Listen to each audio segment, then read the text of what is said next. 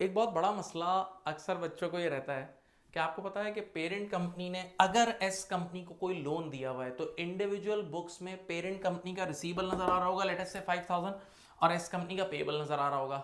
लेकिन जब हम कंसोलिडेटेड बुक्स बनाते हैं, फैमिली की बुक्स बनाते हैं, जिसको ग्रुप की बुक्स बोलते हैं, उसमें इस तरह के रिसीबल्स और पेबल्स को एलिमिनेट कर दिया जाता है, यानी रिपोर्ट नहीं किया जाता। अब लोग इसके पीछे लॉजिक पूछते हैं, तो हम डिफरेंट स्टाइल से समझाते हैं बच्चों को। एक स्टाइल ये भी है कि ज़रा सोचें, यहाँ पॉकेट तो है नहीं, समझ लें यहाँ एक पॉकेट है, और मैंने अपने इस पॉकेट से 5000 रुपये निकाल के इस पॉकेट को लोन दे दिया। तो ज़रा सोचें, इंडिविजुअली इस पॉकेट के लिए रिसीबल है और इस पॉकेट के लिए क्या है, पेबल है। लेकिन जब बॉडी के रेफरेंस से बात हो रही होगी तो पूरी बॉडी के अंदर ही अंदर पैसा घूम रहा है, तो ये कोई रिसीबल पेबल नहीं है। तो जब बॉडी के अकाउंट्स बन रहे होंगे तो ये कैंसल आउट हो जाएगा। एक दलील तो ये है। इससे भी अच्छी इसकी एक दलील है, सुपर दलील जिसको मैं बोलता हूँ। ज़रा सुने एक मिनट, यहाँ देखें। अगर मैं ये कैंसिल नहीं करता तो होता ये कि ये रिसीबल ऊपर आ जाता है, यहाँ ये रिसीबल, यहाँ कंसोलिडेटेड बुक्स की बात हो रही है, उसमें ये रिसीबल 5000 का ऊपर आ जाता और ये पेएबल यहाँ 5000 का नीचे आ जाता। जरा गौर से सुनिएगा कंसोलिडेटेड बुक्स में। अब मैं बच्चों को एक बात बोलता हूँ, सब मैं कहता हूँ सारी अकाउंटिंग छोड़ दो, बिल्कुल अकाउंटिंग जहाँ से पैदा हुई है वहाँ से सोचो।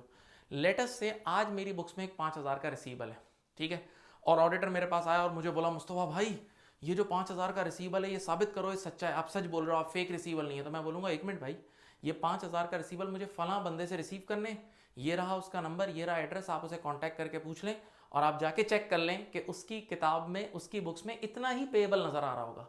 तो मैं बच्चों से कहता हूँ ये दुनिया का उसूल है, जब से दुनिया बनी है, कि अगर मेरी किताब में 5000 का रिसीबल है तो उतना ही पेएबल किसी और की किताब में नजर आ रहा होगा। रिसीबल हमारी बुक्स में तो वही रिसीबल का पेएबल हमेशा किसी और की बुक्स में होगा, ऐसा ही होता है।